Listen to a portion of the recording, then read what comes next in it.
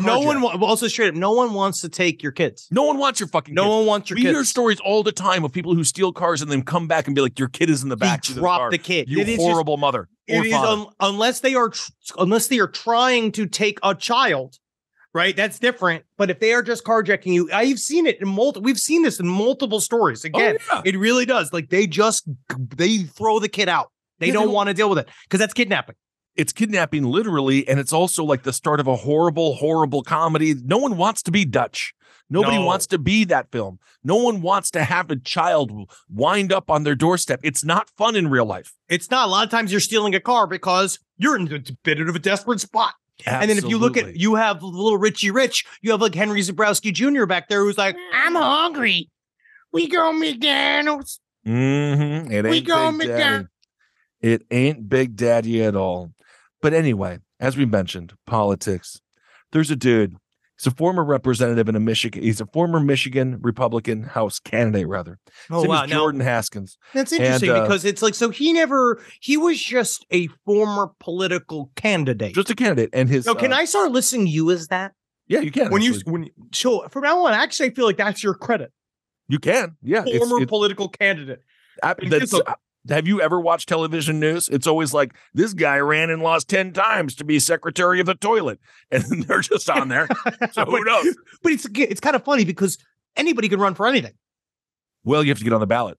Watch the documentary, Hail Yourself America. But anybody get on the ballot? Like you can get on the ballot? No, you can't. You have to follow a whole series of rules, get a political party to endorse you and stuff. Oh, that's why you're relying all that time?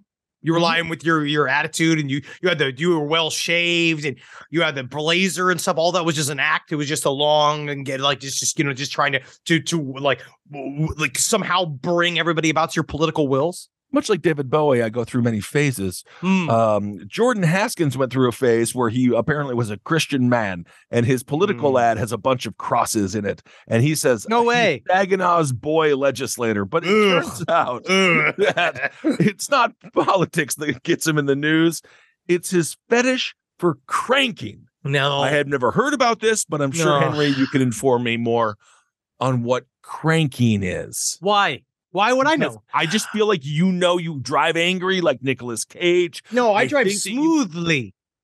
I drive smoothly, but quickly. Smooth and quick. But this guy is now I guess apparently I mean, again, why are we so bored? There's so much stuff. There's so much stuff to be engaged with. I'm not even worried it's not even about like it being weird. It's more just like a colossal.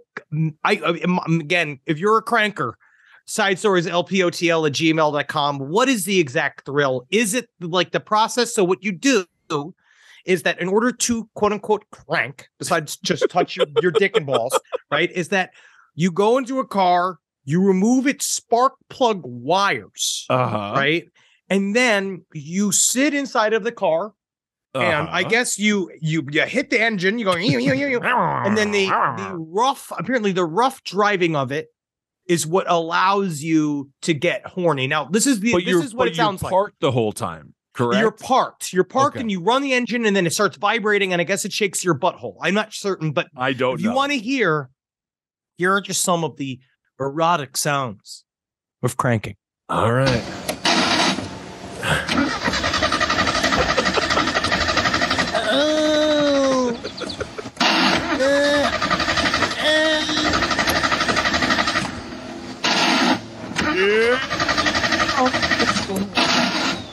I'm coming.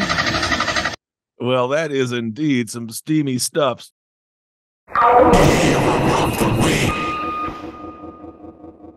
This week's hero of the week, it's a man, and he was a good man. Yeah. Sorry, let me just find this story here. You know how I'm always getting my stories. Here we go. Mm-hmm. A homeless man in Chicago changed my flat tire. He really saved me. So this is a dude. It's an act of kindness that you can't make up. It was on the Make Me Smile subreddit. It got 86,000 thumbs up. A gal was stranded in Chicago with a flat tire wearing a skirt and heels when a homeless man came to her rescue and changed her tire. She says, nice. I only had $60 on me, but I'm very grateful and gave it to him for saving me. He really saved me. I'm no mechanic. She says those lug nuts were on so tight, I really don't think I could have done it.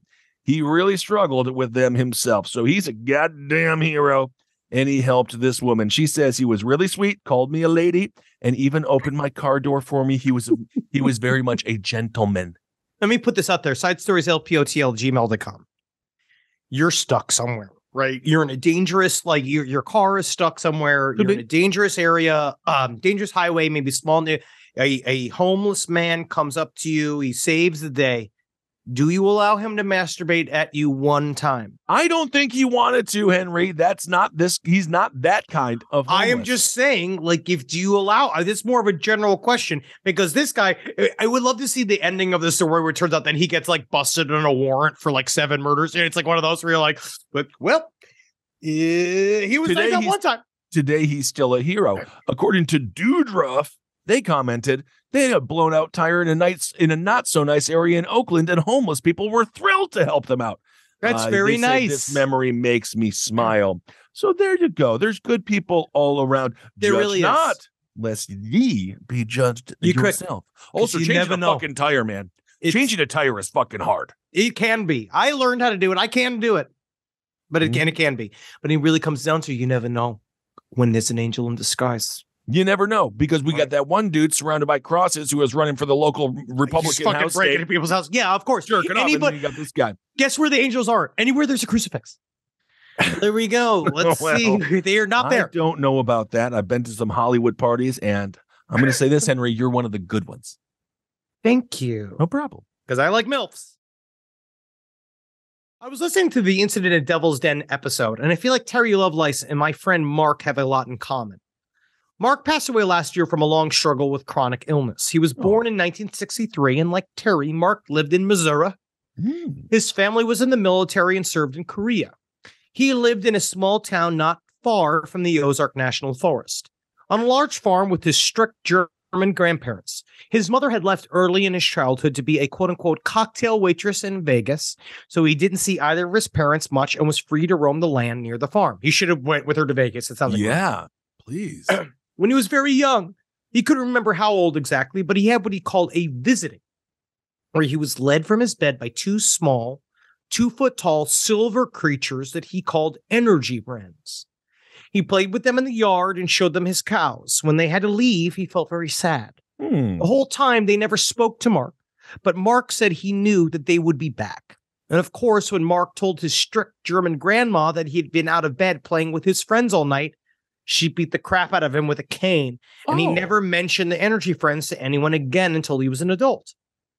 They visited him a handful of other times, and only once did he go anywhere with them. They took him into the trees along the edge of this property where they said he blacked out immediately. When he woke up, he was in his bed, and his fingertips were burned as if he had put them on a hot stove. The visitings eventually stopped, and Mark chalked the whole thing up to overly active imagination, although he always felt his memories were too real to merely be dreams. I'm not sure if this has anything to do with anything, but one time his wife told me that when they saw Fire in the Sky in theaters in 1993, during the abduction scene, Mark suddenly stood up and ran out of the theater. Wow. She found him throwing up in the trash can in the hall and hyperventilating. They had to leave, and Mark took hours to calm down. So maybe there's something to that. Power of cinema. Yes. All right. Interesting. Also, Fire in the Sky. We didn't cover the story, but there was a dude whose house was hit by a meteorite. Oh, yeah, dude. That's crazy. And again, he'll never get a payout. Ever. No. So that's another thing to be scared of now.